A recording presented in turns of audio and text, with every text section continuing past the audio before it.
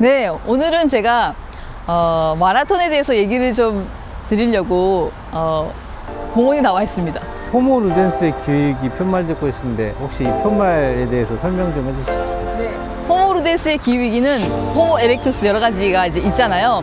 호모 루덴스는 유의하는 사람, 노는 사람, 즐기는 사람을 뜻하는 말이고요. 살면서 즐기잖아요. 즐기려고 사는 거 아닌가요? 그래서 이 즐기는 사람들의 직면한 기후위기. 그래서 예를 들면은 스포츠에서 예술을 즐길 때 또는 여행을 즐길 때 우리가 어떻게 탄소 중립을 좀 할 수 있을까? 거기에 대해서 고민하기 위해서 론칭한 프로젝트고요. 오늘 제가 말씀드릴 마라톤도 그 일환으로 말씀을 드리려고 해요.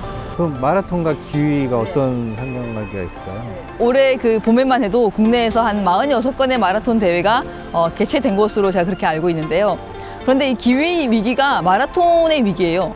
그래서 오늘 좀 이렇게 마라톤 얘기를 하니까 이 좀 거닐어 보면서 네, 마라톤이 앞으로 어떻게 대응해야 될지에 대해서 얘기를 좀 나누도록 할게요.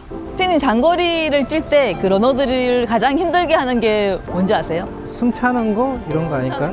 그런데 사실은 더운 날씨죠. 더울 때는 걷는 것도 힘들잖아요. 그러니까 뛰는 것은 또 얼마나 힘들겠어요. 그래서 실제로도 이 많은 마라톤 대회들이 폭염으로 취소가 되는 경우가 왕왕 발생하고 있다고 합니다. 예를 들면 23년도에 그 세계 메이저 마라톤 대회 중에 하나인 뉴욕 마라톤 대회가 폭염 때문에 취소가 되었었죠. 이렇게 기후위기가 가속화하는 폭염, 그리고 홍수, 강풍, 뭐 산불 이런 것들이 마라톤 대회를 취소하게 만드는 결정적인 이제 계기를 가져오고요. 이처럼 마라톤은 외부 날씨에 영향을 많이 받기도 하고, 그리고 또 선수들이 오랫동안 바깥에서 뛰기 때문에 그 기후의 어떤 그런 부정적인 영향에 노출되는 시간이 길어요. 그렇기 때문에 이제 다른 스포츠 중에서도 마라톤이 특히 기후위기에 조금 취약한 그런 스포츠인데요. 피디님은 우리가 마라톤 하기에 가장 적합한 온도가 몇 도라고 생각하세요? 1번 0도, 2번 10도, 3번 20도. 저는 20도? 20도. 20도가 왠지 선선하고 좋을 것 같아요. 그럴 것 같은데 사실은 10도라고 해요. 지금 2001년부터 2010년까지 6대 메이저 마라톤 대회에서 뛴 경기들의 180만 건의 이제 경기 기록을 연구를 해봤더니 남자 러너 같은 경우에는 4도 플러스 마이너스 5도일 때, 여성 러너일 경우에는 9도 플러스 마이너스 5도일 때 가장 좋은 최고의 성적이 나왔다고 하거든요.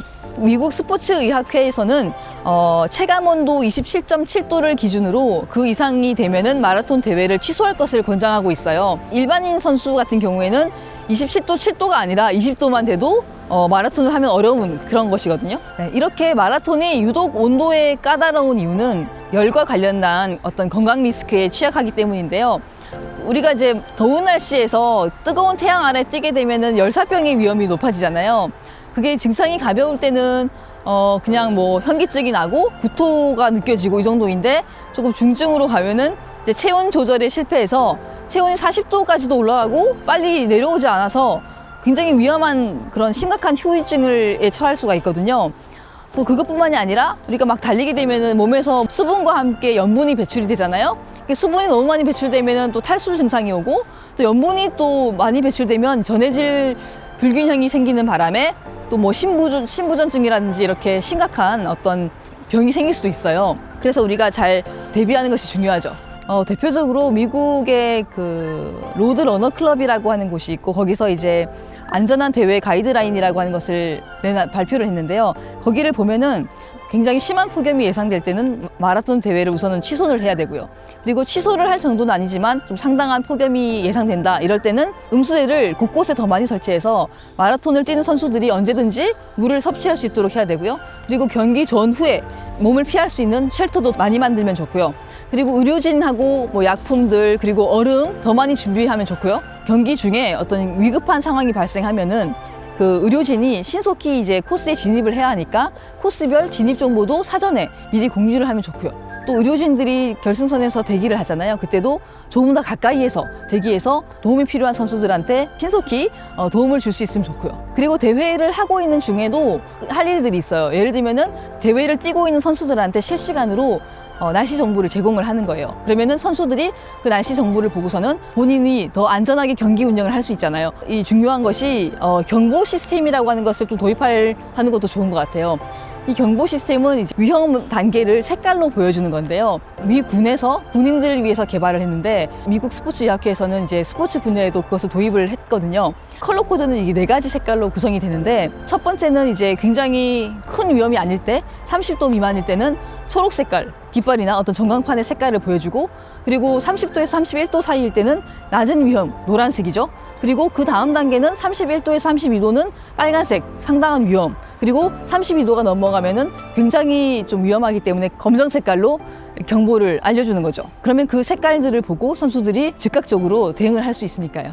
그럼 마라톤은 어떻게 되나요? 마라톤은 앞으로도 계속 우리가 즐길 수 있을까 거기에 대한 고민을 하게 되는데 기후위기가 심화하니까 이제 마라톤을 뛸 수 있는 장소들은 줄어들고 또 마라톤을 뛸 수 있는 시간도 여름이 길어지니까요 줄어들고 그래서 이제 시간과 장소가 모두 줄어들다 보니까 진짜 마라톤의 위기인 것 같아요. 어쩌면 마라톤이 앞으로는 실외 스포츠가 아니라 실내 스포츠로 발전하게 될지도 모르죠. 이미 기존의 그런 마라톤 코스들을 그대로 재현한 가상 마라톤이 인기라고 합니다. 어쩌면 우리가 전신에 센서가 달린 어떤 최첨단 수트를 입고 가상의 트랙 위를 달리게 될지도 모르죠.